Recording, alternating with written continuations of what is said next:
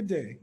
This is Dr. Antonio Carmona Baez, President of the University of St. Martin, and I'm here to welcome you all to this first episode of our 10-10-20 lecture series, St. Martin's Constitutional Journey, whereby USM, together with the Mèlé podcast group, will critically reflect on the change in St. Martin's constitutional status, which coincided with the dissolution of the Netherlands Antilles on this day 1 decade ago. For the next 10 weeks, we hope to engage the community in thinking about what factors contributed to the change, what have been the social economic consequences, how does St. Martin relate to the rest of our region and the world, and where do we go from here? The idea to create a space for critical reflection on the 10th anniversary of St. Martin receiving its autonomous country status came about through various conversations. In January this year, USM staff reached out to concerned citizens and notable members of our community who were happy to form part of the organizing committee. Those accepting our invitation were former Minister Plenipotentiary Jorien Wouter, Social Economic Council Policy Advisor Carla Flon, Makisha Brooks, Managing Director of the St. Martin Development Fund, political scientist and consultant Julio Romney, Senior Policy Advisor and Interim Director of the Department of Foreign Relations, Patrice Gums, Sociologist and Coordinator of the St. Martin Anti-Poverty Platform, Dr. Andres Raymond Yesurun, and USM Events Manager, Ms. Valda Hazel. I would like to publicly thank this group for all their time and effort, as well as for their demonstrated flexibility, as due to the COVID-19 pandemic, we went from planning a 5-month-long face-to-face seminar series with panelists to a podcast-type lecture series where each speaker would be accompanied by in-depth analysis offered by St. Martin's finest podcast show, Mèlé, featuring journalist and USM alumnus Ralph Cantav, economist, educator, and choreographer Jonathan van Arneman, historian and political scientist Carla Flon, and zooming in from the diaspora in France, experts on economic law, Steffi Gums.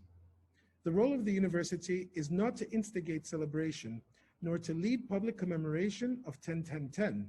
Rather, our mission is to co-create a space whereby experts, citizens, and residents, young and seasoned, are called to reflect on our reality, opening up the possibility of imagining the future of our beloved St. Martin. Today, as St. Martin continues to struggle with its political status, both at Marigot as well as in Philipsburg, in the face of climate change, COVID-19, and resulting economic challenges, the university opens its virtual doors and invites the country to engage in a dialogue that will document our history and allow us to walk further with the knowledge we create collectively.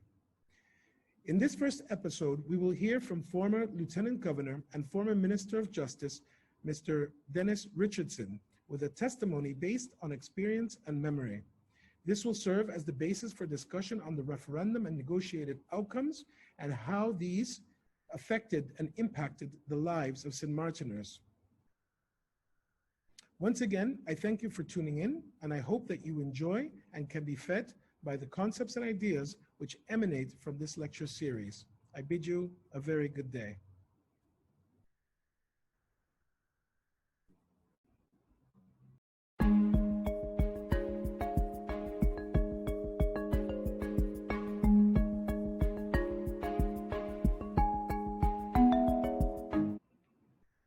It is now 10 years after St. Maarten became a country within the Kingdom of the Netherlands, and the same as Curaçao. Before that, they formed together with Bonaire, Saba, and Sint Eustatius, the country, the Netherlands Antilles. Bonaire, Saba, and Sint Eustatius became part of the Netherlands as special entities.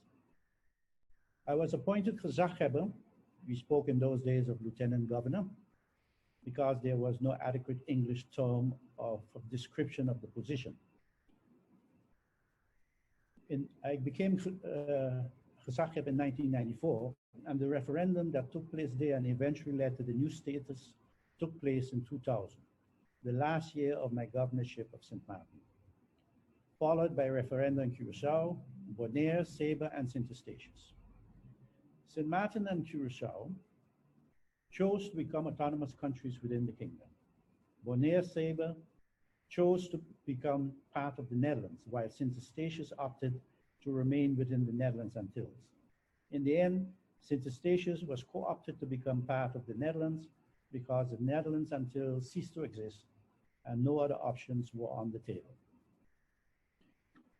During my term at St. Maarten was under higher supervision, a limited autonomous status placed by the kingdom government with the cooperation of the government of the Netherlands Antilles preceding my arrival on the island. Practically all decisions of the local government, in those days known as the Executive Council, the Island Council, was subjected to the approval of the governor of the Netherlands Antilles. Furthermore, I was charged as governor of the island territory with making substantial improvements in St. Maarten in the organization, decision-making processes, legislation, and financial management of St. Maarten, a task that was implemented substantially ahead of 2000. The idea of being under higher supervision because of neglect of proper governance of the island territory and applying for a fundamental constitutional change in which more authority would be given to that same government seemed to me as incompatible with the situation as was. As gezaghebber, my activities as far as the referendum was concerned was confined to the supervision of the voting during the referendum to ensure a fair process and the maintenance of public order. After the referendum and after my governorship, I became the project director for St. Maarten for the process for constitutional change as was chosen in the referendum, namely St. Maarten as a country. For most of its existence, the island territory of St. Maarten functioned in a relatively peaceful, autonomous state in the shadow of the Netherlands Antilles.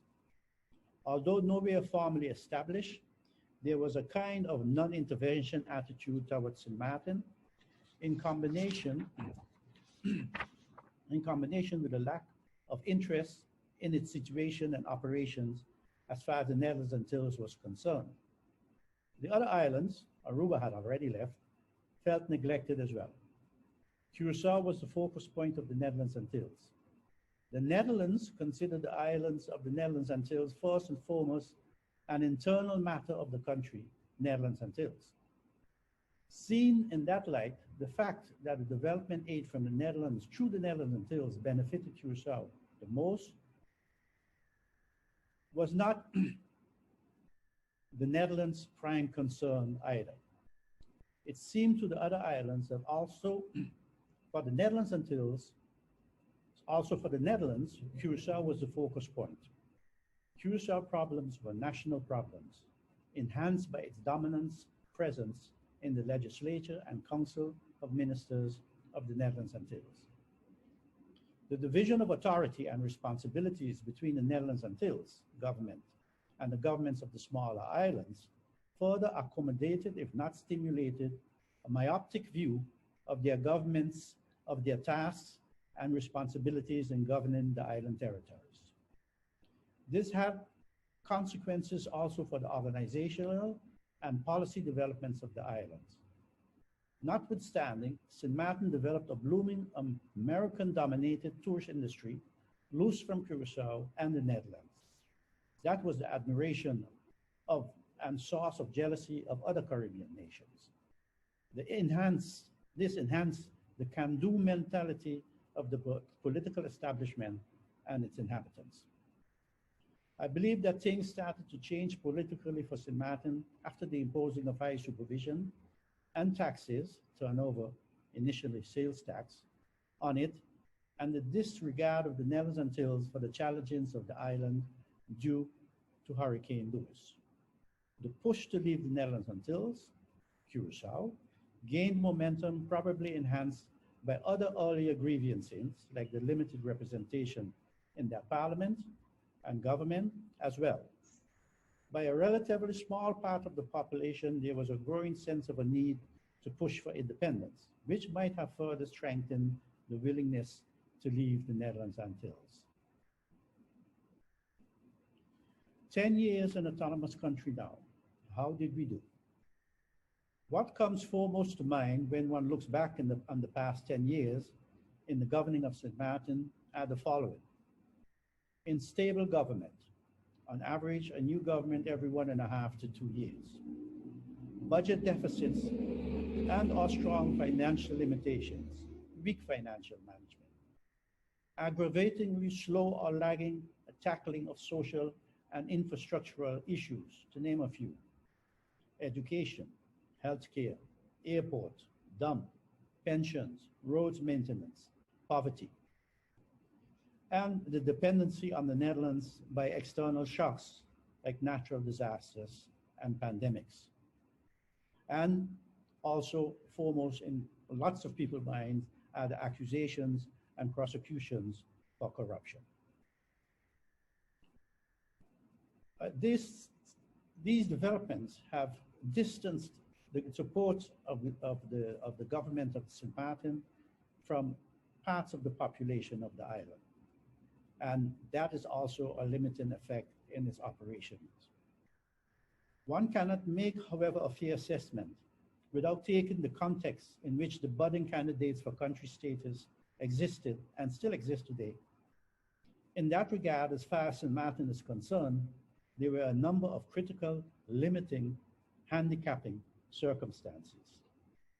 According to agreements made in the course of the United Nations decolonization policy, the colonial power has to prepare their colonies for independence. One cannot state that the Netherlands government has invested in that.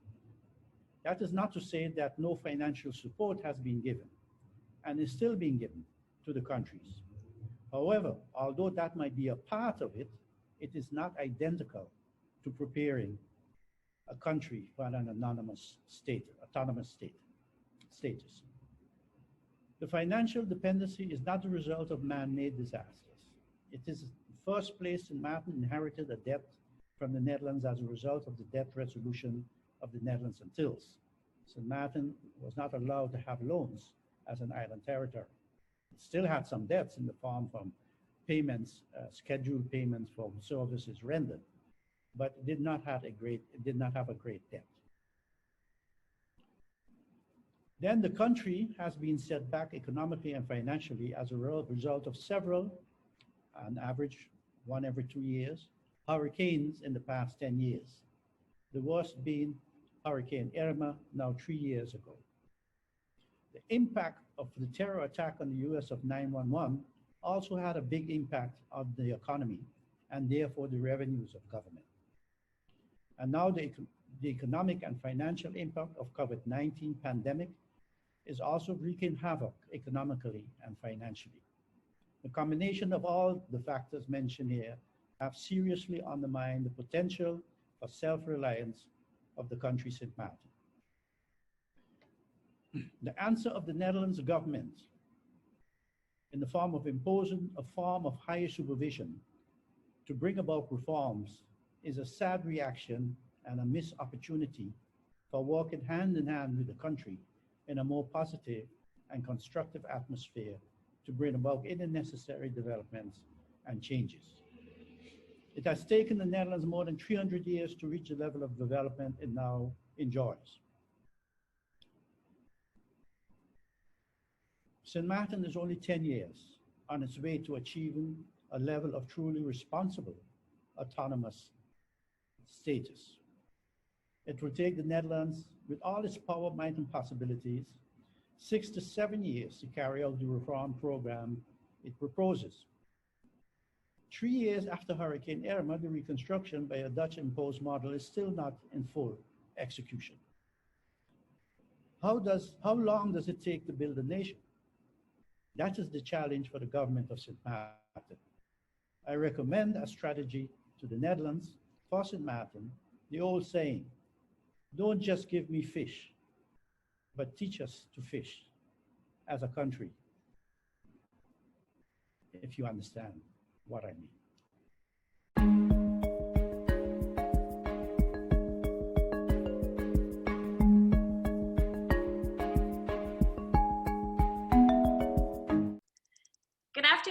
everyone, and welcome to the second portion of the first episode of the University of St. Maarten lecture series, St. Maarten's Constitutional Journey. For today's topic, Referendum and Negotiated Outcomes of Dismantling the Netherlands Antilles, you just heard from the former Lieutenant Governor and former Minister of Justice of St. Maarten, Mr. Dennis Richardson.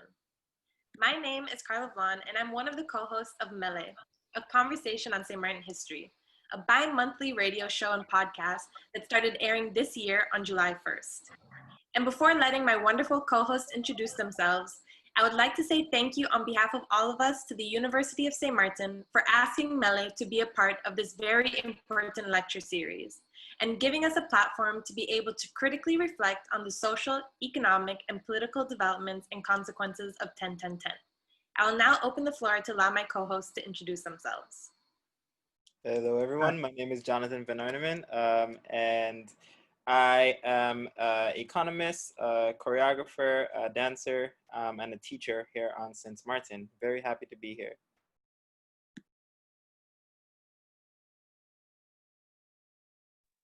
Hi, good afternoon. My name is Ralph Quintal, and I am a local journalist, author, and entrepreneur, and it's very exciting for us to be part of this amazing discussion.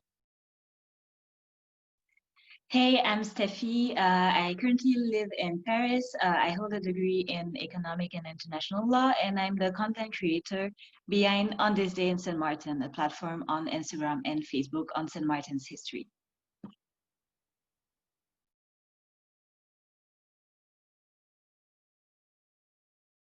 We will bring a few bits of history into the conversation before diving into what Mr. Richardson said about the dismantling of the Netherlands Antilles. And first to have the floor is Jonathan. All right. So in listening to Mr. Richardson speak, I really thought it was important to dissect a little bit about the context in which he was speaking. So I think his launch point was the Netherlands Antilles. And so I was curious what happened before the Netherlands Antilles. So here's just a little bit of the chronology of St. Maarten's political status. So again, St. Maarten was founded in 1648.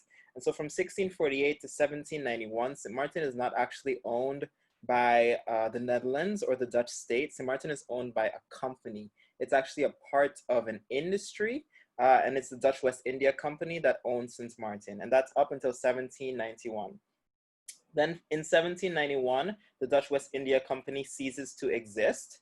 And so from 1792 to 1795, the management is then handed to the state, and they create an institution called the Council of the Colonies.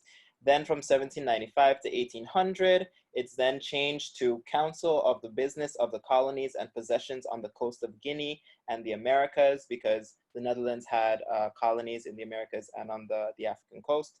Then from 1801 to 1802, it changed to Management by Council of the American Colonies. And so this includes Suriname, present-day Guyana, which was then called Berbice, and of course, all of the Dutch Caribbean islands. And at this point, it's important to note that St. Maarten is actually included as a dependency of Statia. So Statia was, I guess, you could say Statia had a separate status, and St. Maarten and Saba were both dependencies of Statia. Then from 1802 to 1815, St. Maarten actually had its first status aparta. So this is not the first time we've been here. Actually, the first time we've been here is in 1802. And so St. Maarten was taken out as a dependency from Statia, and St. Maarten was regarded as being equal to Curaçao. And so Saba was a dependency of St. Maarten. Curaçao had its dependencies as Aruba and Bonaire. And then, of course, Suriname is separate. Then from 1815 to 1828, we see another reshuffling, and St. Maarten is again put under Statia. And so when we say put under Statia, that means that there's no direct representation on the island. So the governor is on Statia, and so St. Maarten has to report to Statia, which then reports to the Netherlands. So there's no direct contact. So from 1815 to 1828, we see that Suriname has their governor, Curaçao has the governor, and that's the governor for Aruba, Bonaire, and Curaçao, and then Statia has the governor for the other islands. Then from 1828 to 1845, the Dutch reshuffled again, And so here we see that there's a governor general in Suriname, there's a governor in Curacao, there's a governor in for Statia and Saba, and then St. Maarten is separate. So again, St. Maarten received status aparta in 1828. So that's twice before that we see that St. Maarten has status aparta, very similar to the status that we have right now in 2020. Then 1845 to 1953, that period, we see St. Maarten is again put under Curacao, and it's called Curacao and its dependencies. And so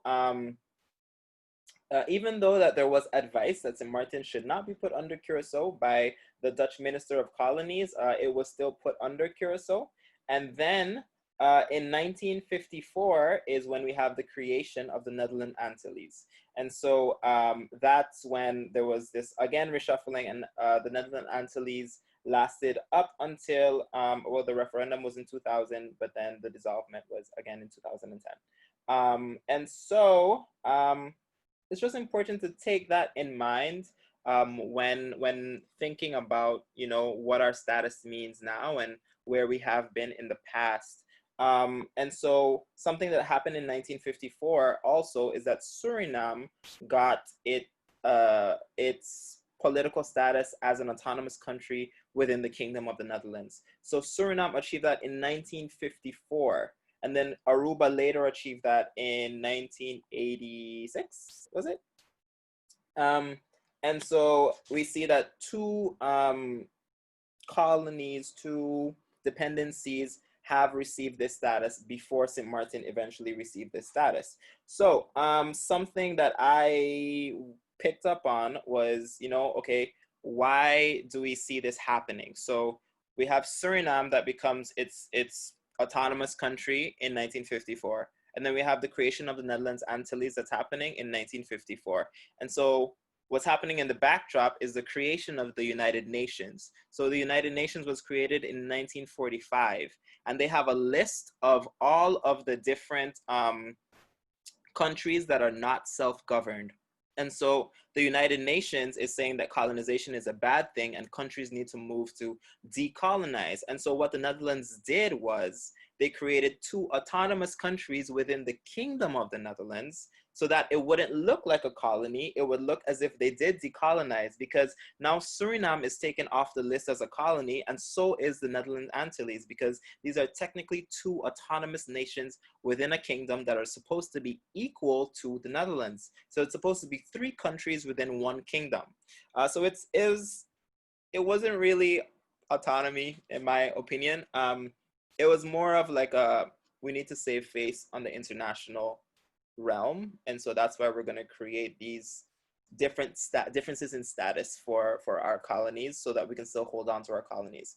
Suriname then went on to achieve independence in 1975, but they had a civil war in 1986.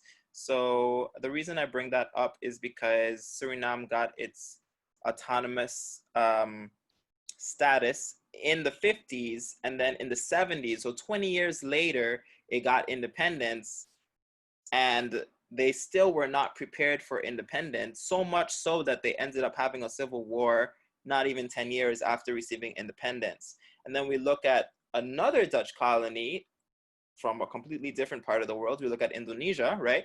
Indonesia got its independence in 1945. The Dutch refused to recognize their independence until 1949. And then from 1956 to 1966, we see the Indonesian genocide. And so the Dutch doesn't really have the best track record in terms of preparing their colonies for independence or ensuring that autonomy is actually autonomy. So that's what I want us to move into this discussion having in mind.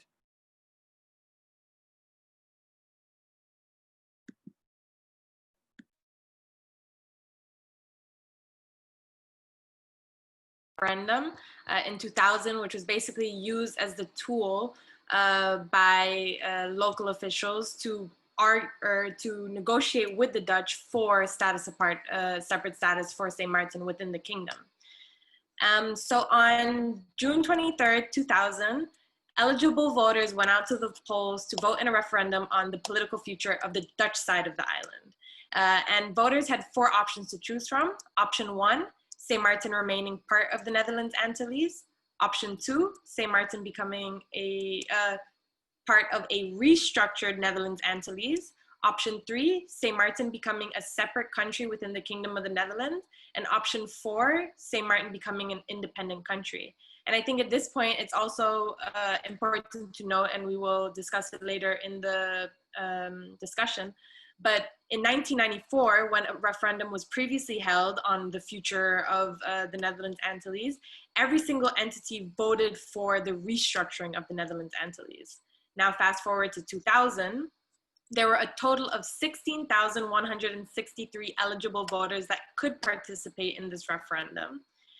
And to place this within the wider context, I think that's also important for the population of St. Maarten. The eligible voters of 16,000 formed 53% of the total population, which at the time was about 30,500 registered persons.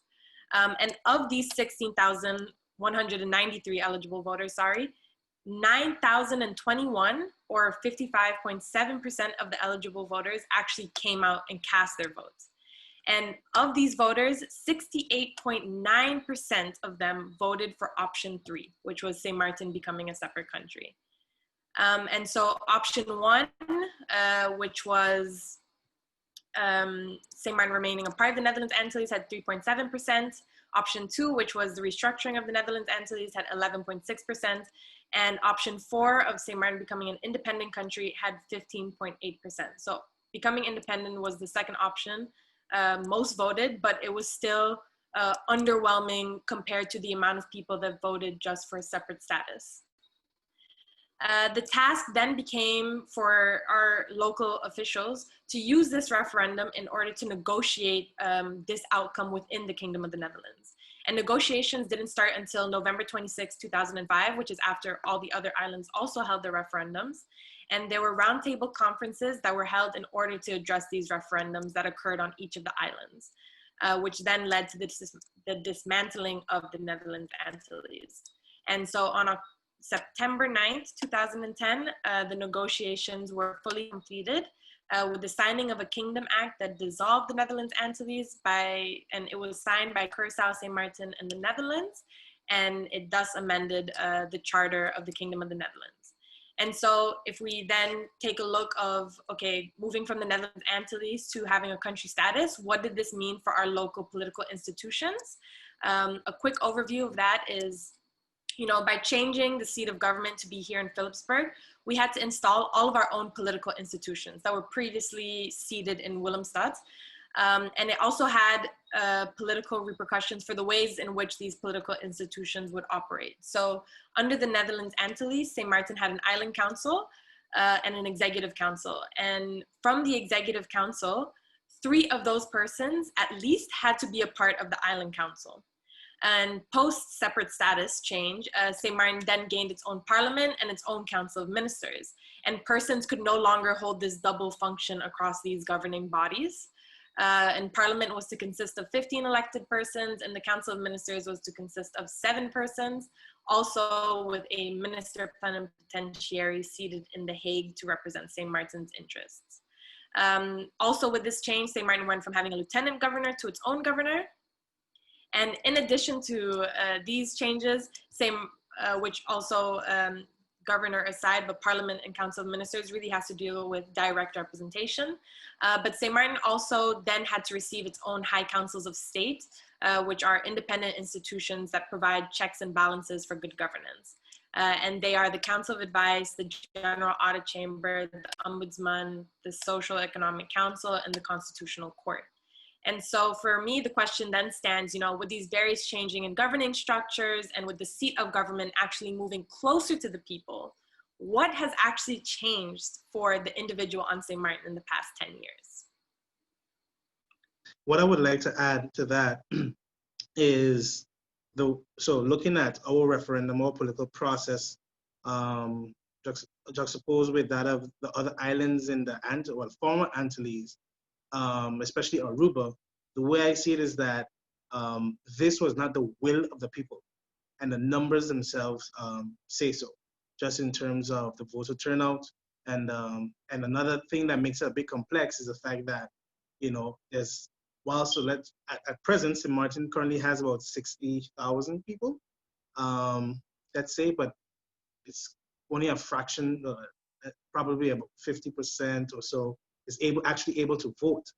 Um, and I think what is important is the fact that, for example, in the case of Aruba, there was overwhelming support for independence, for Aruba to leave the Antilles. Whereas in St. Martin, we basically had to be convinced, to leave the Antilles. And so I think even though that you now have these seats of power closer to home, there's not much great change that has really affected the people, because it's something that we're still figuring out. And I think the root of that can be seen where you speak to the average student or recent graduates, people, even some of our peers, and they, would often express a sense of cluelessness in terms of how our system truly functions. I think the way in which we change that is through real, sincere, effective communication and a better spreading of a message, besides just that which is done in the campaign season. Because another change that took place, you can say, well, we voted more. The fact that there hasn't been much, well, there hasn't been any government thus far to serve its full term. But we also used to voting in the Netherlands Antilles system, because there was the federal elections for parliament. Yeah, so it's for the Parliament of the Netherlands Antilles, and then there was a local elections for the Island Council. And I think this is basically one of the traditions that has lasted even now in this new framework, but in an unfortunate sense, because yes, you can say, well, we have the right to vote, but does our vote truly yield a great impact? So something that Mr. Richardson said that I've been thinking about. So I just want to read a quote, right? So he says, for most of its existence, the island territory of Sint Maarten functioned in a relatively peaceful, autonomous state in the shadow of the Netherlands Antilles. Although nowhere formally established, there was a kind of non-intervention attitude towards Sint Maarten in combination with a lack of interest in its situation and operations as far as the Netherlands Antilles was concerned.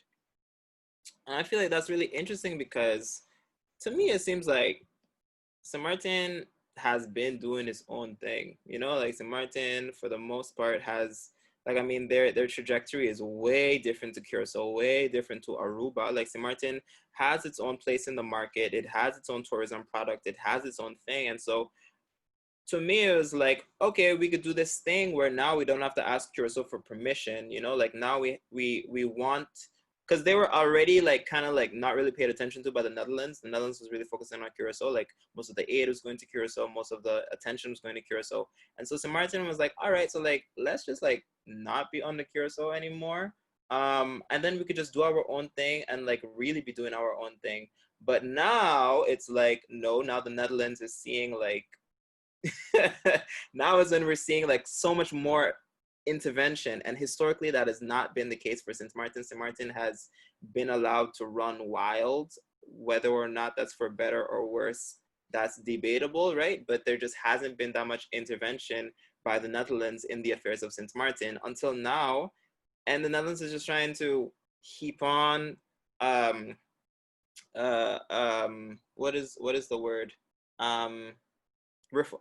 what are the Imposing? yeah, but like the groups that they keep, all of these entities that are overseeing, like it's just overseeing entity over overseeing entity over, and so it's just like, and someone is like, okay, this is not what I signed up for, like, like I was just trying to like not be under Curacao, and now like you trying to like, govern me. I don't want to be governed, so I don't know, it's very interesting to see that I don't think this is what folks bargained for. I don't think that this is what was advertised. I don't think this is what people voted for. I think Ralph is completely right. I don't think it's the will of the people, because I don't think anyone really understood what was going to be the outcome of status apartheid. And I mean, granted, we've had big hurricane, we're in the middle of a pandemic. There's a lot that's happened, you know, in the past 10 years to account for all of the instability and strife. But I don't know. To me, it seemed like a gimmick, and the gimmick kind of just blew up in our face. Well, one thing that you said and that I want to talk about as well is the fact that Mr. Richardson says that St. Martin was in the shadow of Curacao. And for me, I find it a big step to go from being a part of a country and not being the principal part of a country to being autonomous. And I also think that indeed it wasn't the will of the people, in the sense of in the way it was presented, it seemed gradual. So the first option was basically the status quo. Second option was we change the format of what we're currently doing. Third option was more autonomy, and fourth option was independence. So the third option seemed like a lesser independence, basically. And so you go from a model where you're not as overseen to a model where the mother country is directly overseeing you. And so my general feeling in general concerning these processes of decolonization, because we're in an organization of the world that sees independence as the ultimate goal for in the decolonization process, I feel a bit skeptical. First of all, because it's a solution that is proposed by those who impose colonization. Second of all, because there are power dynamics between states that make that any arrangement, any deal that you could have in the organization of the world with a former colony, I feel like it would be to your, it cannot be to your benefit. You would really have to pull a good chess game to benefit from one of these arrangements. And also, although I know I have the deep feeling that independence would be something great and desirable, I also can see that those who have achieved independence are now struggling with economic powers that are stifling their political independence, meaning that they are dependent from economic forces that don't leave, that make their choices be directed by these external forces, basically. I just want to read that quote that he was saying. So, according to agreements made in the course of the UN decolonization policy, the colonial power has to prepare their colonies for independence. One cannot state that the Netherlands government has invested in that. And so I think that's exactly what Steffi is saying. You know, it's like, what benefit does it give the Netherlands to actually prepare its colonies for independence? You know, like, there is nothing that the Netherlands can get out of that. So why would we think that they would do it? Like, where in the world have we seen a colonial power actually preparing a colony for independence? Like, it's you know, so it's like, so why would we think this autonomous status is actually gonna let us be autonomous? Like, that's not, you know, like, the history just proves otherwise. And yeah. And Then I again, think, I really think that we have the power to make the best of what we're given. But like he was saying, the circumstances are not always the best. I think that this is where I possibly principally agree with or disagree with what's being said, and also with what Mr. Richardson said, in a sense of preparing your colonies. I think in the decolonization process, it's very different when, you know, a possible mother country is saying, you all now need to become independent and go out on your own. I don't want you within my country anymore. But for me, this referendum, while I agree that it was an outcome of campaigning, in 1994, when we voted for a restructuring of the Netherlands Antilles, I think it's also important to note that that was the option that was overwhelmingly voted for in all the islands. And we did not see that executed by government, right? The governing parties seated then in Willemstad did not do enough effort to restructure the Netherlands Antilles to fix what was wrong. So you had a mandate from the people then, and the government decided not to listen to it. Now we have a different mandate that's given to the government in 2000 and in different years for the other islands.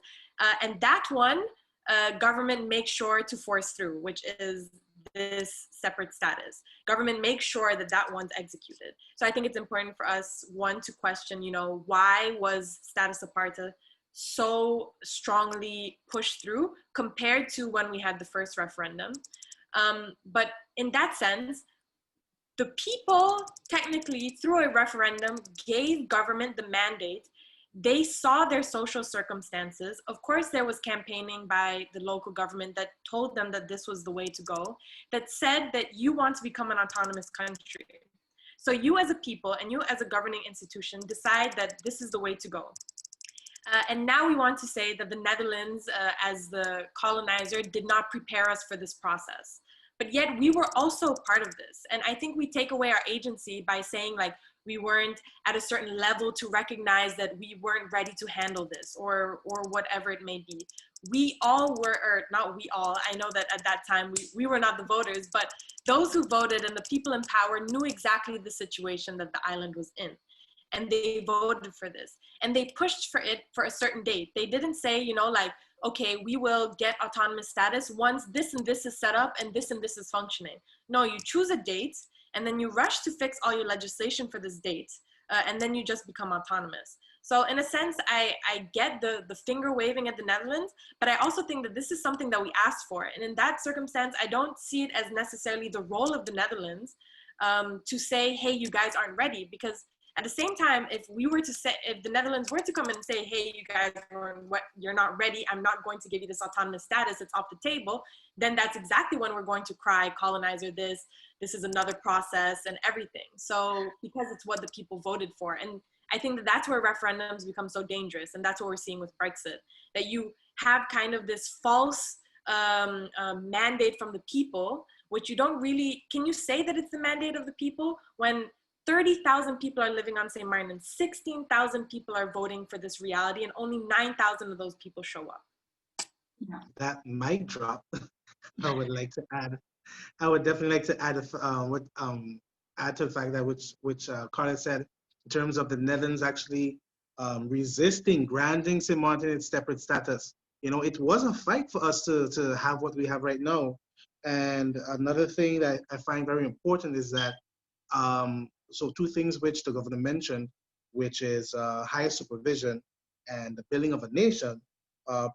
So as far as building as a nation is concerned, I think, you know, it's kind of tough for me to agree with the fact that, you know, because Holland or nations like America and so forth had some hundreds of years to get it right, to develop their system, their nationhood, that, you know, for us, with the last 10 years was a learning curve. Yes, it was a learning curve, but the beginning of our nationhood should not be tied to 10-10-10 for the mere reason that we had a peoplehood centuries before, you know, from during slavery, after slavery, we had, you know, we were able to create our values, our principles, and determine what it is that, you know, we felt would be something beneficial or not to St. Maarten people.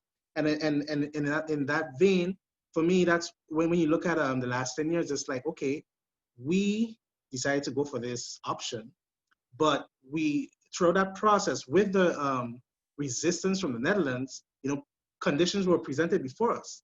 We agreed to those conditions, for example, like the CFT. I believe that was something we agreed on in 2008. And so at the end of the day, where we see the stretching, the twisting, and in some ways the bending of our political status, I cannot agree with that St. Maarten, or in terms of our political leaders, did not know what we signed on to, because they were well aware as to the benefits in terms of making or breaking a government, you know, in terms of being able to have more independency as a political leader in what took place in the executive council, in what would take, executive functions, so our ministers, and in what took place in the legislative hall. Now, what we don't have control over is the judicial. But what my final take on it is simply, for us to move past or what took place in the last 10 years, we have to go back decades before, to understand what does our peoplehood mean for this island. Because again, the beginning of St. Martin as a nation does not start with 10-10-10. Yeah, I definitely agree with that, that the beginning of our nation does not start with 10-10-10, and I don't think it should at all. But that being said, I mean, I feel like, okay, the Netherlands has had this before, it's like, since Martin is not the first autonomous country to exist within the Kingdom of the Netherlands, and I feel like every time it happens, it fails, and so it's like, that makes me suspicious. I mean, I guess St. Martin has done a bunch of nonsense, like, fair, totally fair. And yes, we also have agency, but I also think by now there should be some sort of formula that works. And the fact that there is no formula that works, the fact that there are no concrete steps. I mean, like, as we said before, countries are meant to think that independence is the final step. So doesn't that mean that all colonizers should be preparing for the day where the colonies say, okay, we're trying to go independent, and then help their colonies get there, right? Like, shouldn't that kind of be the mentality? I don't know. So to me, it's like, I feel like St. Martin doesn't know what they're doing. And the Netherlands knows that, and the Netherlands is letting it fail so that they can shuffle again, just like they did in the 1800s, right? And put Seba and Statia as dependencies on St. Martin. Like, they're really, it's really a matter of reshuffling. It's always about reshuffling. You always want to maintain control of your colonies. And so even though right now we're technically autonomous, I'm not seeing the autonomy. I don't know what that means, actually. And so, yeah, I mean, I guess that's my takeaway. It's just like, after looking at the historical trajectory of what are the colonies, the American colonies of the Netherlands, who has been successful and who has not. No one has been successful. That's depressing. But it's true, and so it's like, St. Martin needs to operate with that in mind, and we're not doing that, and it's to our detriment. Well, my closing words would be that, in my opinion, the formula works because the objective of the formula is to continue reaping benefits from these territories, whatever the status is. And our part is in making sure that as a people, we're working on who we are, and like Ralph was saying, on nation building, because that is where the fight first takes place, on how we see ourselves, how we see our people, how we see the island as one, as we say. And yeah. For me, I would just like to close off on the point that indeed St. Martin has in some ways benefited from a non-intervention policy from the Netherlands. But that has also led to a lot of lack of accountability. So in terms of, long-standing one-party rule, which benefited, the ruling government in Curacao, which you can kind of trace back to some of the issues that we deal with. But nevertheless, at present, I think we can definitely say that at the moment, St. Martin, despite it benefiting from a willful, probably, neglect, we now see that St. Martin is a prosperous island. St. Martin has great benefits. And so a greater interest is definitely here now, opposed to years ago, when the mentality was, well, whatever happens in St. Martin happens in St. Martin. And so on that note, I think that we should simply appreciate what we have more, simply appreciate one another. And thank you for listening to us. And in closing, I think I would just add on something that was slightly added by everyone to wrap it up. And that's the fact that I don't think that as a country and as peoples within the Caribbean, taking into account, the way that the world economy is working, we haven't necessarily reimagined the ways in which we can exist as peoples. And so I invite everyone as maybe an exercise to, if we don't think of the normal trajectory of the way that countries or nation states they operate, to reimagine the ways in which we could exist with each other. And with that, I'd like to thank you for listening on this first episode of the University of St. Martin's lecture series, St. Martin's Constitutional Journey. And Team Mèlé will see you again for episode 2.